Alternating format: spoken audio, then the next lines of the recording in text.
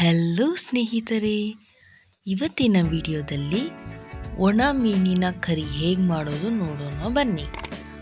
ಮೊದಲಿಗೆ ನಾನು ಇಲ್ಲಿ ಒಂದು ಕಪ್ಪಷ್ಟು ಆಯಿಲ್ನ ಹಾಕ್ಕೊತಾ ಇದ್ದೀನಿ. ಹಾಗೆ ಒಂದು ಚೂರು ಜೀರಿಗೆ. ಈಗ ನಾನಿಲ್ಲಿ ಸಣ್ಣದಾಗಿ ಕಟ್ ಮಾಡಿಕೊಂಡಿರುವ ಈರುಳ್ಳಿನ ಸೇರಿಸ್ಕೊತಾ ಇದ್ದೀನಿ. ಈಗ ಈರುಳ್ಳಿ ಸ್ವಲ್ಪ ಕಲರ್ ಚೇಂಜ್ ಆಗೋ ತನಕ ಇಲ್ಲಿ ನೀವು ಫ್ರೈ ಮಾಡ್ಕೊಬೇಕಾಗತ್ತೆ.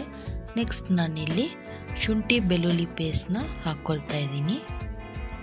ಹಸಿ ವಾಸನೆ ಹೋಗೋ ತನಕ ಇಲ್ಲಿ ಶುಂಠಿ ಬೆಳ್ಳುಳ್ಳಿ ಪೇಸ್ಟ್ನ ನೀವು ಫ್ರೈ ಮಾಡ್ಕೊಳ್ಬೇಕಾಗತ್ತೆ.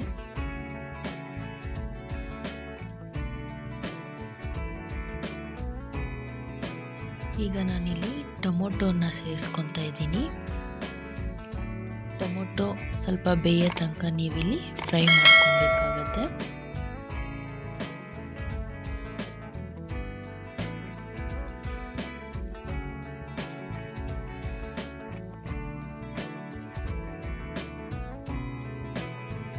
ಈಗ ರುಚಿಗೆ ತಕ್ಕಷ್ಟು ಉಪ್ಪನ್ನು ಸೇರಿಸ್ಕೊಳ್ಳಿ.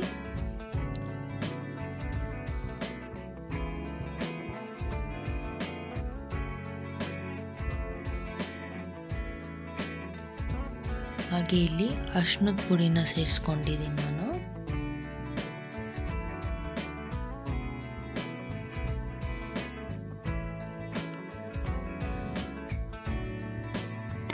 ಈಗ ರುಚಿಗೆ ತಕ್ಕಷ್ಟು ಖಾರದ ಪುಡಿನ ಸೇರಿಸ್ಕೊತಾ ಇದ್ದೀನಿ.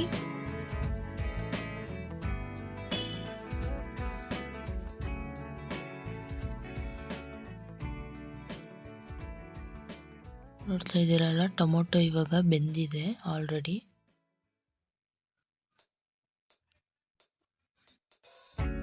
ಈಗ ನಾನಿಲ್ಲಿ ಧನಿಯಾ ಪುಡಿನ ಸೇರಿಸ್ಕೊತಾ ಇದ್ದೀನಿ.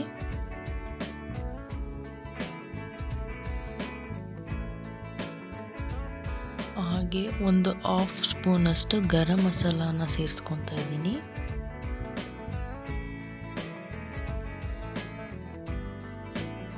ಇವಾಗ ಈ ಗೊಜ್ಜು ಫುಲ್ಲು ಎಣ್ಣೆ ಬಿಡ್ಕೊಳೋ ತನಕ ನೀವು ಇದು ಮಾಡ್ಕೊಬೇಕಾಗತ್ತೆ. ನೋಡಿದ್ದೀರಲ್ಲ, ಎಣ್ಣೆ ಎಲ್ಲ ಬಿಟ್ಕೊಂಡಿದೆ. ಇವಾಗ ನಾನಿಲ್ಲಿ ಫಿಶ್ನ ಫಸ್ಟೇ ಬಿಸಿನೀರಲ್ಲಿ ಹಾಕಿಕ್ಕಿದ್ದೆ, ಸೊ ಅದು ಸ್ಮೆಲ್ ಬರಲ್ಲ ಅಂತ.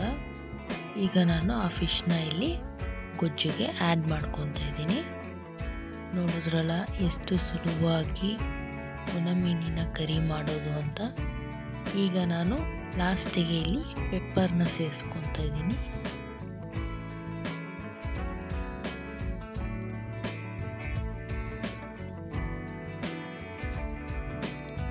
ಈಗ ನಾನಿಲ್ಲಿ ಚೂರು ನೀರನ್ನ ಸೇರಿಸ್ಕೊತಾ ಇದ್ದೀನಿ. ಎಣ್ಣೆ ಎಲ್ಲ ಬಿಟ್ಕೊಂಡಾದ್ಮೇಲೆ ಸ್ವಲ್ಪ ನೀರನ್ನ ಸೇರಿಸ್ಕೊಳ್ಳಿ. ಇದು ಫಿಶ್ ಸ್ವಲ್ಪ ಬೇಯಬೇಕಲ್ಲ, ಅದಕ್ಕೆ ಇಲ್ಲಿ ನೀರನ್ನ ಆ್ಯಡ್ ಮಾಡ್ಕೊಂಡಿದ್ದೀನಿ.